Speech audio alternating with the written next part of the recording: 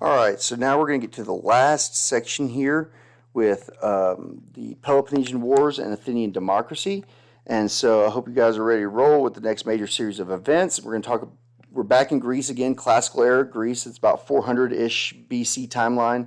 Get those 100 years in the mid-century kind of world.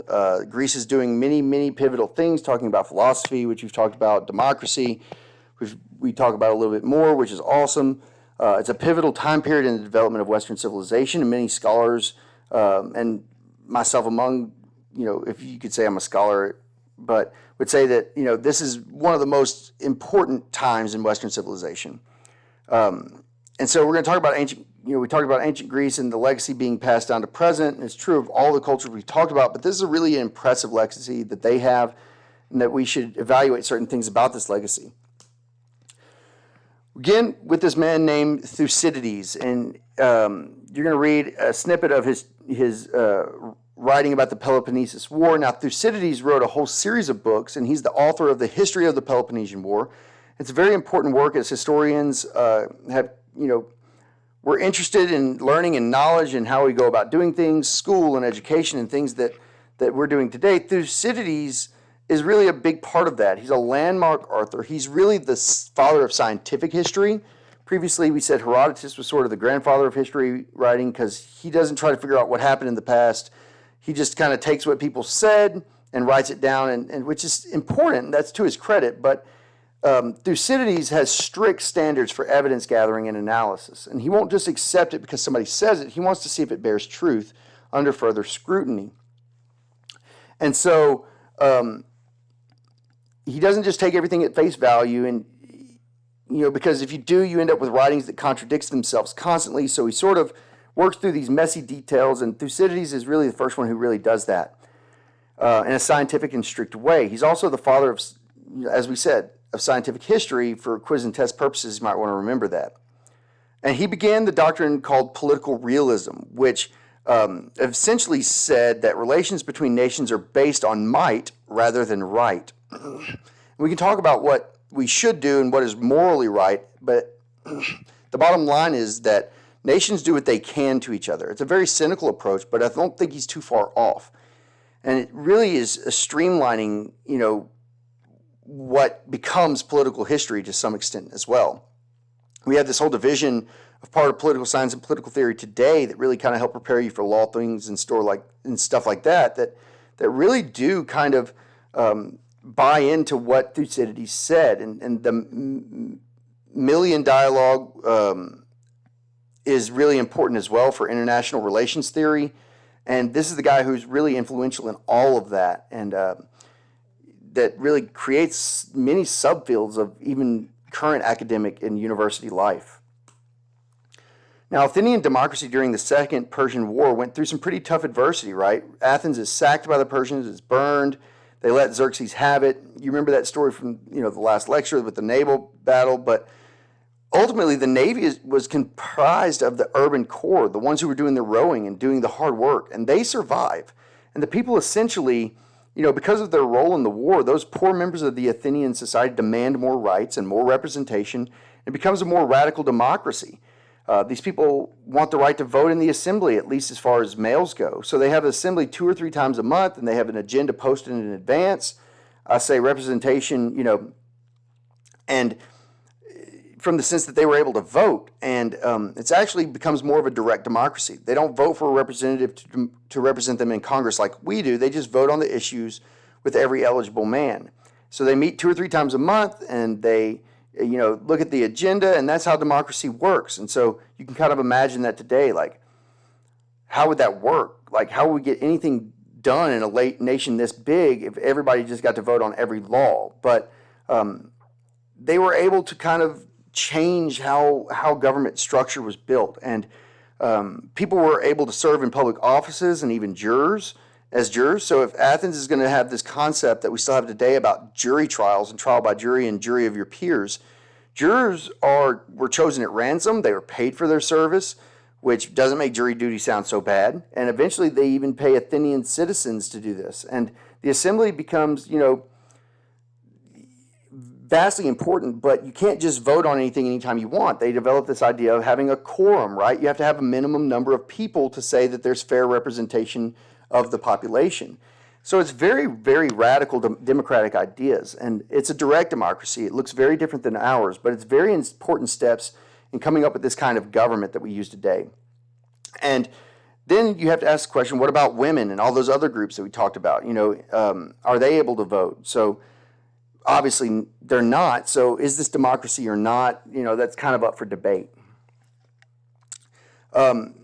Despite their big victory over the Persians, you have this huge win that leads to all this momentum. The Greeks are actually torn apart by fighting with each other, which is kind of the ebb and flow of ancient Greece and Greek history, that Athens is upset they have to rebuild, so they're going to make other people pay for it. A lot of city-states resent this domination over them, and by a group that becomes known as the Dalian League.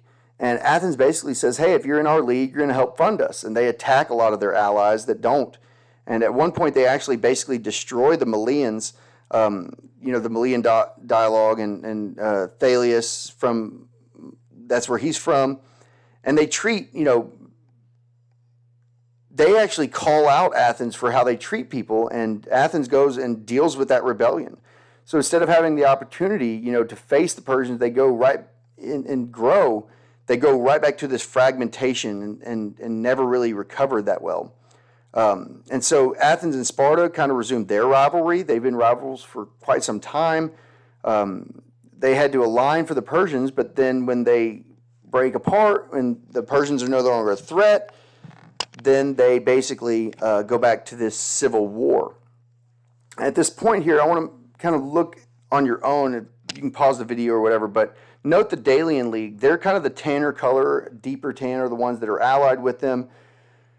And this is Athens, main seat of power, right? So you've got this ally here and here and here, and you've got these allies, and you go all the way up here, and they're in league with Athens. So the Dalian League from Athens, and you have these neutral states in yellow, and then you have Sparta in green. So this is basically a giant jigsaw puzzle, and it's not like, boom, here's the line, here's the people on this side and this side. It's really this hodgepodge jigsaw puzzle of different groups that are aligned in different fashions, and it's very complicated and complex, and it shows you that it's going to be a messy war. And you can kind of note the two Athenian campaigns in the red arrow, and the Spartan campaigns are in green, and you'll notice that there are a few Spartan ones over here. And the Spartans are, the Athenian ones over here, and they're kind of, all over the place. The Spartans get over here to Ionia. The Athenians are kind of everywhere. And it kind of speaks to the difference in their strategies. Now, this is pretty simple, and I'm going to cruise through it. Athens is the naval power, so their strategy is to surround Sparta by sea and cut off food supplies and try to avoid, army battles on land because the Spartans would win.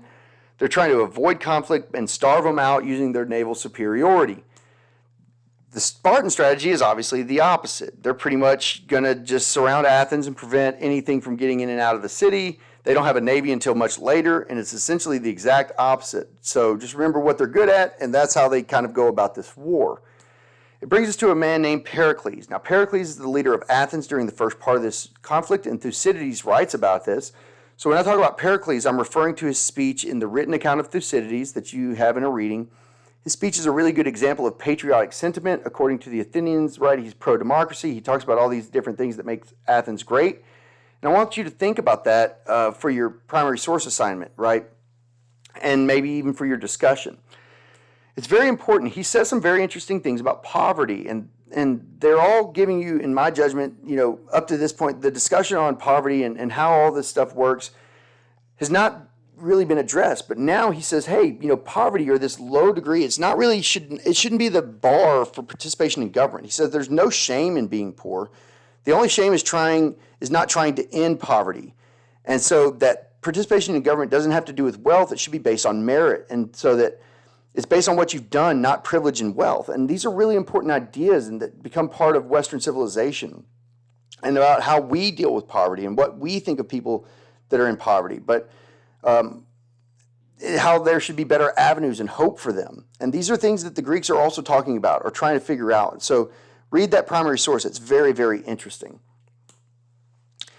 So back to the war. For much of the war, it's a stalemate because you have completely opposite strength. And the Spartans are avoiding the Athenians at sea. The Athenians are avoiding the Spartans at land, right? They're basically just doing this kind of dance around each other, avoiding each other with a short period of peace in between. The war lasts about 30 years, and it's kind of intermittent here and there, and they have different values, but same general technology. So when they fight Persia, the Greek technology and military tactics are superior. Now they're fighting each other. There's no advantage. It just depends on whether you're at land or at sea. And so siege warfare takes a long time in that area. You're not talking about kind of technology where you got trebuchets and you can knock down a city in a day or two. Siege warfare basically means camping out to death. And so they take a long time, and we move towards the end of the war here. But it's 30 years. It's a very, very long time. But at one point, there's a plague in Athens, and that's during the siege by the Spartans. And the plague breaks out and kills almost a third of the city, including Pericles, their most effective leader. It's a great tragedy in Athens for a lot of reasons. I mean, just the death count, a third of the population is terrible. But losing a guy who was basically doing the best job and holding it together is something that many scholars question whether or not they ever really recover from, even though the war rages on for another decade. But the Athenians make a huge mistake in 416. They invade Sicily, which was the arrow that went way far to the west here. Now, why would they do that? Well, Sicily had become the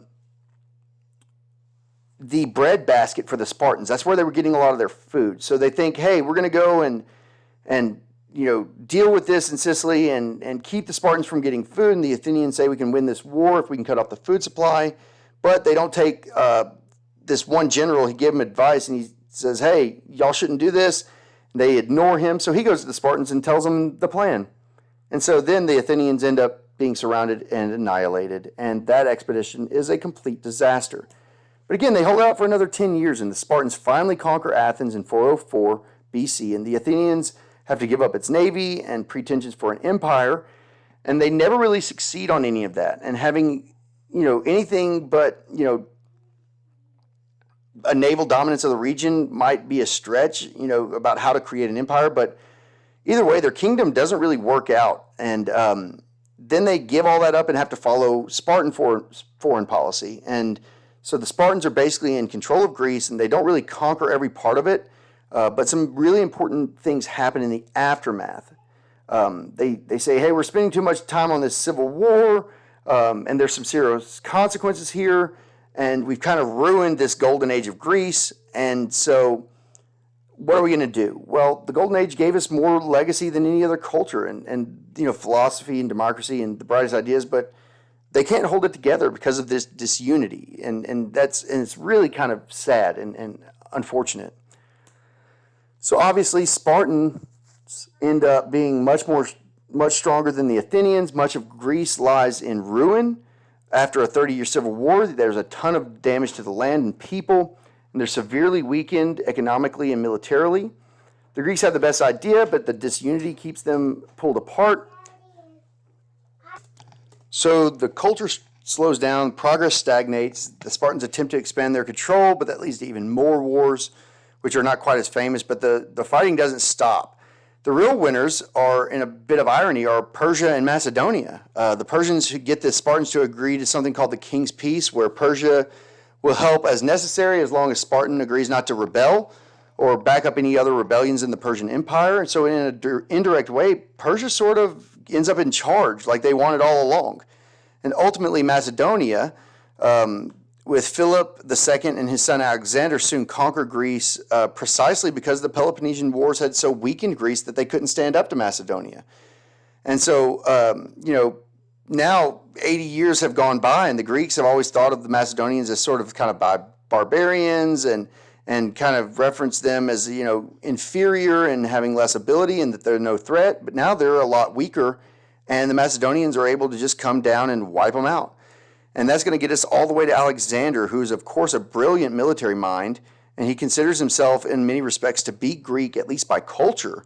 And as we kind of say, the rest is history. So Alexander the Great's empire really kind of takes off. And so of all the numerous consequences here, just the civil war in this region has a pretty staggering consequence of unfolding Western history. And ultimately, I think that we can say through Alexander, we're going to set the stage for Rome itself. And that all kind of starts here because the Greeks never really unite and they become ripe for the picking and basically kind of fall much like the rest of ancient history, historical civilizations. And that brings us to an end of Module 6.